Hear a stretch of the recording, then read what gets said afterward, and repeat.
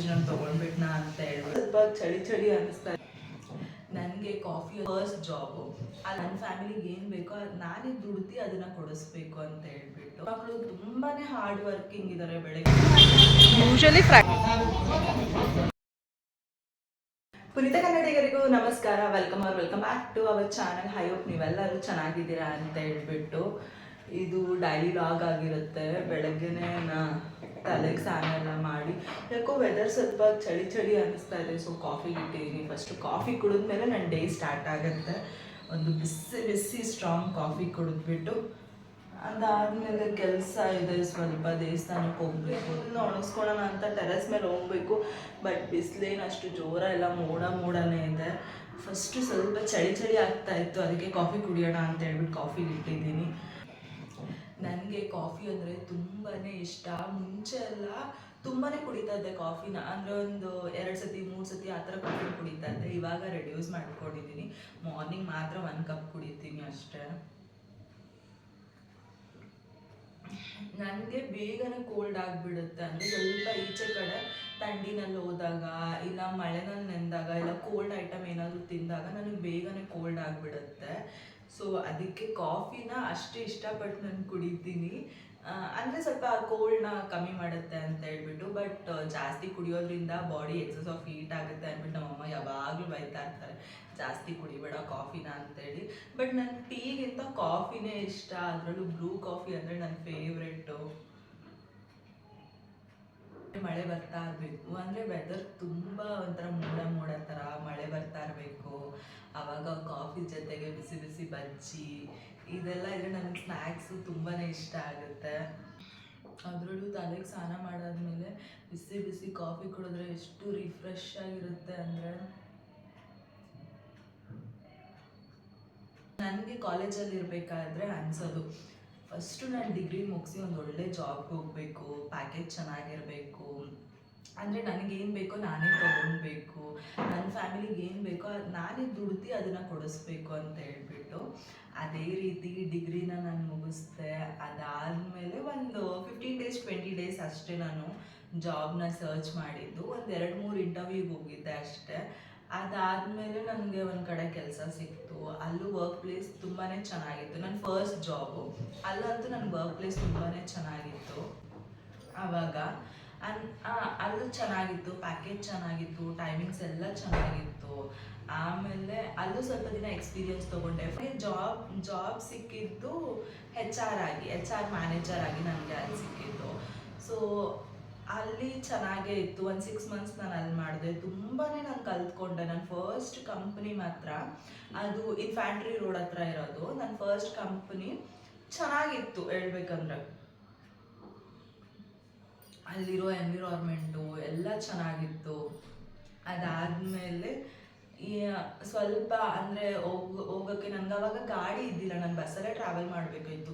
ನಮ್ಮ ಮನೆಯಿಂದ 2 ಬಸ್ ತೊಗೊಳ್ಬೇಕಿತ್ತು. ನಮ್ಮ ಮನೆಯಿಂದ ಸ್ವಲ್ಪ ಕಷ್ಟ ಆಗ್ತಾಯಿತ್ತು, ಬರೋಷ್ಟೊತ್ತಿಗೆ ಲೇಟ್ ಆಯಿತು ಅಂತೇಳಿ ಒಂದು 6 ಮಂತ್ಸ್ ನಾನು ಅಲ್ಲಿ ಮಾಡಿ ತಿರ್ಗಾ ಆ ಜಾಬ್ನ ಕ್ವಿಟ್ ಮಾಡಿದೆ. ಅದಾದಮೇಲೆ ನೆಕ್ಸ್ಟು ಸೆಕೆಂಡ್ ಕಂಪನಿಗೆ ಹೋದೆ. ಅದೆಲ್ಲ ಆಗಿ ನನಗೇನು ಬೇಕೋ ನನ್ನ ಲೈಫಲ್ಲಿ ನಾನು ಏನೇನು ಅಂದ್ಕೊಂಡಿದ್ನೋ, ಓಕೆ ಇಷ್ಟು ನಾನು ಮಾಡಬೇಕು ಅಂತ ನಾನು ಏನೇನು ಅಂದ್ಕೊಂಡಿದ್ನೋ ಅದನ್ನೆಲ್ಲ ಮಾಡಿದೆ. ಆ್ಯಂಡ್ ನನ್ನ ಪೇರೆಂಟ್ಸ್ಗೆ ಎಷ್ಟು ನನ್ನ ಕೈಯಲ್ಲಿ ಎಷ್ಟಾಗುತ್ತೋ ಅದನ್ನೆಲ್ಲ ನಾನು ಮಾಡಿದೆ. ನನ್ನ ತಂಗಿಗೂ ಅಷ್ಟೇ. ಅದೆಲ್ಲ ಆದಮೇಲೆ ಒಂದು 7 ಇಯರ್ಸ್ ಅಲ್ಲಮ್ಮ, 7 ವರ್ಷ ನಾನು ವಿತೌಟ್ ಬ್ರೇಕ್ ವರ್ಕ್ ಮಾಡಿದ್ದೀನಿ ಅಂದರೆ ನನಗೆ ನಂಬಕ್ಕಾಗಲ್ಲ ಒಂದೊಂದು ಸತಿ. ಬ್ರೇಕ್ ತೊಗೊಂಡರೆ ವರ್ಕ್ ಮಾಡಿದ್ದೀನಿ. ಬಟ್ ಇವಾಗ ನನಗೆ ಬ್ರೇಕ್ ಬೇಕು ಅಂತ ಅನ್ನಿಸ್ತು. ಸೊ ಸ್ವಲ್ಪ ದಿನ ಮನೆಗಿರೋಣ ಅಂತ ಹೇಳ್ಬಿಟ್ಟು ಓಕೆ ನಾನು ಯೂಟ್ಯೂಬ್ ಜರ್ನಿನೇ ನಾನು ಕಂಟಿನ್ಯೂ ಮಾಡೋಣ ಅಂತ ಹೇಳ್ಬಿಟ್ಟು ಮನೇಲಿದ್ದೀನಿ.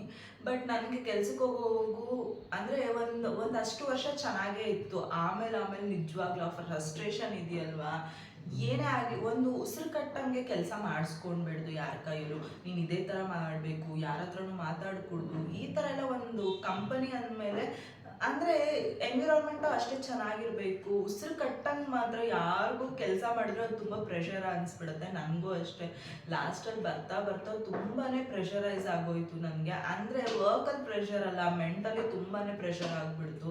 ಇವ್ರ ಹತ್ರ ಮಾತಾಡಿದ್ರೆ ತಪ್ಪು, ಅವ್ರ ಹತ್ರ ಮಾತಾಡಿದ್ರೆ ತಪ್ಪು. ಅದು ಹೆಂಗೆ ಆಗ್ಬಿಡ್ತು ಅಂದರೆ ನಾನು ಬೆಳಗ್ಗೆ ಎದ್ದು ಆಫೀಸ್ಗೆ ಹೋಗ್ಬೇಕಾ ಅನ್ನೋದೇ ಒಂದು ದೊಡ್ಡ ಟೆನ್ಷನ್ ಆಗಿಬಿಟ್ಟಿತ್ತು ನನಗೆ. ಸೊ ಫೈನಲಿ ಇವಾಗ ಅದರಿಂದ ಓಕೆ, ಸ್ವಲ್ಪ ದಿನ ನನಗೆ ನಾನು ಟೈಮ್ ಕೊಟ್ಕೊಳ್ಳೋಣ. ಇಷ್ಟು ವರ್ಷ ನಾನು ಅರ್ನ್ ಮಾಡಿದ್ದೀನಿ, ಆಲ್ಮೋಸ್ಟ್ ಒಂದು 7 ಇಯರ್ಸಿಂದ ನಾನು ಅರ್ನ್ ಮಾಡಿದ್ದೀನಿ. ಸೊ ನನಗಂತ ನಾನು ಟೈಮ್ ಕೊಟ್ಕೊಳ್ಳೋಣ, ಒಂದು 1 ಮಂತು ಇಲ್ಲ 15 ಡೇಸು ನನಗಂತ ನಾನು ಟೈಮ್ ಕೊಟ್ಕೊಳ್ಳೋಣ ಅಂತ ಅಂದ್ಕೊಂಡಿದ್ದೀನಿ. ಬಟ್ ವೀಕ್ ಆಗ್ತಾ ಇದೆ. ಬಟ್ ಇದು ಅಷ್ಟೇ ನಂಗೆ ತುಂಬಾ ಚೆನ್ನಾಗಂತ ಅನ್ನಿಸ್ತಾ ಇದೆ.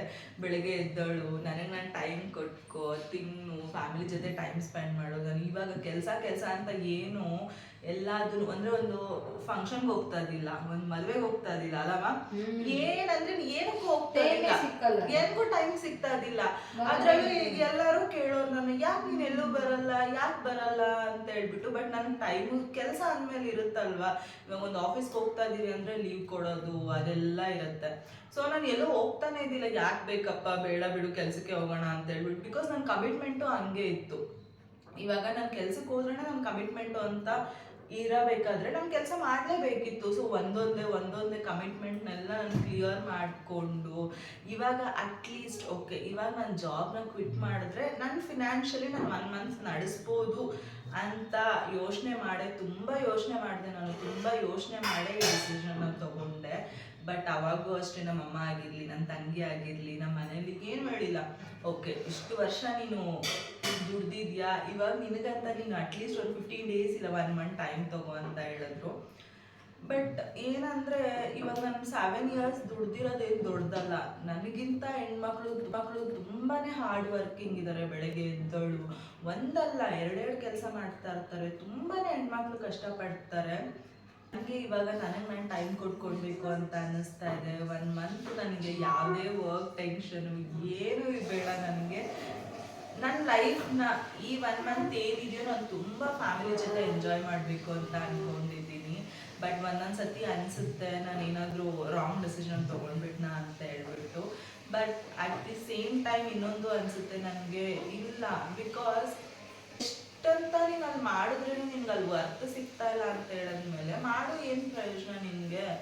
ಸೊ ನನ್ಗೆ ಅನ್ಸಿದ್ದು ಒಂದೇ, ಓಕೆ ಆಗೋದೆಲ್ಲ ಒಳ್ಳೇದಕ್ಕೆ. ಇವಾಗ ಏನೆಲ್ಲ ಆಗಿದೆಯೋ ಅದೆಲ್ಲ ಆಗೋದಕ್ಕೆ ಒಳ್ಳೇದೇ. ಇವಾಗ ಏನು 1 ಮಂತ್ ಮನೇಲಿದ್ದು ಆಮೇಲೆ ಬೇರೆ ಜಾಬು ಇಲ್ಲ ಬಿಸ್ನೆಸ್ಸು ಏನಾದರೂ ಒಂದು ಮಾಡಬೇಕು ಅಂತ ಅಂದ್ಕೊಂಡಿದ್ದೀನಿ. ನೋಡೋಣ ಅದೇ ಹೋಗುತ್ತೆ ಅಂತ ಹೇಳ್ಬಿಟ್ಟು. ಬಟ್ ಈ ಥರ ಮನೆಯಲ್ಲಿರೋದು ಒಂದು 8 ಇಯರ್ಸ್ ಆದಮೇಲೆ ಮನೆಯಲ್ಲಿದ್ದೀನಿ. 7 ಇಯರ್ಸ್ ಒಂದು ಕಂಪ್ನಿಯಲ್ಲಿ ವರ್ಕ್ ಮಾಡಿದೆ, ಇನ್ನೊಂದು ಕಂಪ್ನಿಯಲ್ಲಿ 6 ಮಂತ್ಸು, ಇನ್ನೊಂದು ಕಂಪ್ನಿಯಲ್ಲಿ 4 ಮಂತ್ಸು. ಒಟ್ಟು ನಾನು BCom ಆದಮೇಲೆ ಒಂದು 3 ಕಂಪ್ನಿಯಲ್ಲಿ ನಾನು ಮಾಡಿದೆ. ಸೊ ಅದಾದಮೇಲೆ ಇವಾಗ ಮನೆಯಲ್ಲಿದ್ದೀನಿ. ಇದೊಂಥರ ಡಿಫ್ರೆಂಟ್ ಫೀಲಿಂಗ್ ಅಂತ ಅನ್ನಿಸ್ತಾ ಇರುತ್ತೆ. ಯಾಕಂದರೆ ಬೆಳಗ್ಗೆ ಎದ್ದಿದ ತಕ್ಷಣ ಅಂದರೆ ಟಿಫನ್ ಬಾಕ್ಸ್ ಪ್ಯಾಕ್ ಮಾಡ್ಕೋ, ರೆಡಿ ಆಗು, ಆಫೀಸ್ಗೆ ಹೋಗು, ತಿರ್ಗಾ ಅಲ್ಲಿಂದ ಬಾ, ಇನ್ನೇನಾದರೂ ಕೆಲಸ ಮಾಡು, 1 ದಿನ ರಜಾ ಸಿಗುತ್ತೆ, ಆವಾಗ ಇನ್ನೇನಾದರೂ ಕೆಲಸ ಇರುತ್ತೆ. ಸೊ ಹಿಂಗೆ ಮಾಡ್ಕೊಳ್ತಾನೆ ಬಂದೆ. ಇವಾಗ ನಾನು 1 ವೀಕ್ ಮನೇಲಿರೋದಕ್ಕೆ ನನಗೆ ಒಂಥರ ಡಿಫ್ರೆಂಟಾಗಿ ಫೀಲ್ ಆಗ್ತಾ ಇದೆ. ಅಂದರೆ ನನಗೆ ನಾನು ಟೈಮ್ ಕೊಟ್ಕೊತಾ ಇದ್ದೀನಿ, ಫ್ಯಾಮಿಲಿ ಜೊತೆ ಟೈಮ್ ಸ್ಪೆಂಡ್ ಮಾಡ್ತಾ ಇದ್ದೀನಿ. ಇನ್ನೊಂದು ನನಗೆ ಕುಕ್ಕಿಂಗ್ ಅಂದರೆ ತುಂಬಾ ಇಷ್ಟ. ಅದರಲ್ಲೂ ಮನೆಯಲ್ಲೇ ಅಡುಗೆ ಮಾಡೋದು, ನನಗೆ ಇಷ್ಟವಾಗಿರೋ ರೆಸಿಪಿನ ಟ್ರೈ ಮಾಡೋದು, ಮಾಡಿಕೊಂಡು ಟೈಮ್ ಹೆಂಗೆ ಹೋಗ್ತದೆ ಅಂತಾರೆ ನನಗೆ ನಿಜವಾಗ್ಲೂ ಗೊತ್ತಾಗ್ತಾ ಇಲ್ಲ. ತುಂಬಾ ಟೈಮೇ ಸಾಕಾಗ್ತಾ ಇಲ್ಲ ಅಂತ ಅನ್ನಿಸ್ತಾ ಇದೆ ನನಗೆ ಮನೆಯಲ್ಲಿ ಇರಬೇಕಾದ್ರೆ. ಏನಾದರೂ ಹೊಸ ಸ್ಕಿಲ್ನ ನಾನು ಕಲಿಬೇಕು ಅಂತ ಅಂದ್ಕೊಂಡಿದ್ದೀನಿ. ನೋಡುವ ಈ ಜರ್ನಿ ಎಲ್ಲ ಹೋಗುತ್ತೆ ಅಂತೇಳಿ. ಬಟ್ ಖಾಲಿ ಅಂತೂ ಸುಮ್ಮನೆ ಕುತ್ಕೊಳಲ್ಲ. ನನಗೇನಂದರೆ ನನ್ನ ಕೈಯಲ್ಲಿ ಆಗೋವರೆಗೂ ನಾನು ಅರ್ನ್ ಮಾಡ್ತಾನೇ ಇರಬೇಕು.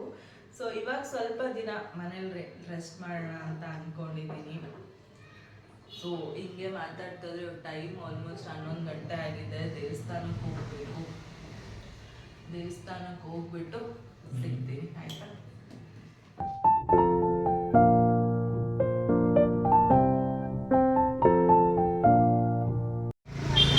ಯೂಶಲಿ ಫ್ರೈಡೇ ಹೊತ್ತು ದೇವಸ್ಥಾನದಲ್ಲಿ ತುಂಬಾ ರಶ್ ಇರ್ತಾರೆ. ಬಿಕಾಸ್ ತುಂಬ ಜನ ಬಂದು ನಿಂಬೆಹಣ್ಣು ಹಚ್ಚೋದು ಇಲ್ಲ ಬೆಲ್ದಾರ್ತಿ ಮಾಡೋದು ಜನ ಇರ್ತಾರೆ. ನೋಡೋಣ. ತುಂಬ ಜನ ಇದ್ದಾರೆ ಅನಿಸುತ್ತೆ.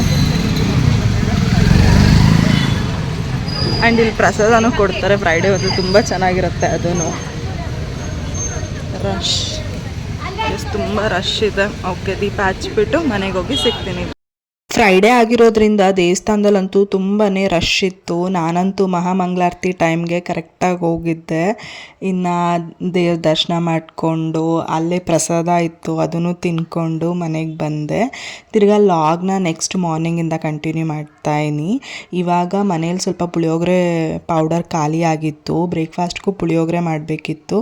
ಸೊ ಅದನ್ನು ಲಾಗ್ ಮಾಡಿಕೊಂಡೆ, ಪುಳಿಯೋಗರೆ ಪೌಡರ್ನೂ.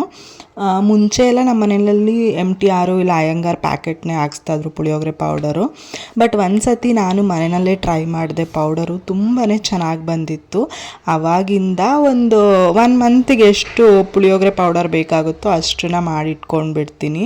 ಇವತ್ತು ಖಾಲಿ ಆಗಿತ್ತು, ಸೊ ಇವಾಗೇ ಮಾಡಿಕೊಂಡು ಬ್ರೇಕ್ಫಾಸ್ಟ್ನ ಪ್ರಿಪೇರ್ ಮಾಡಬೇಕಿತ್ತು.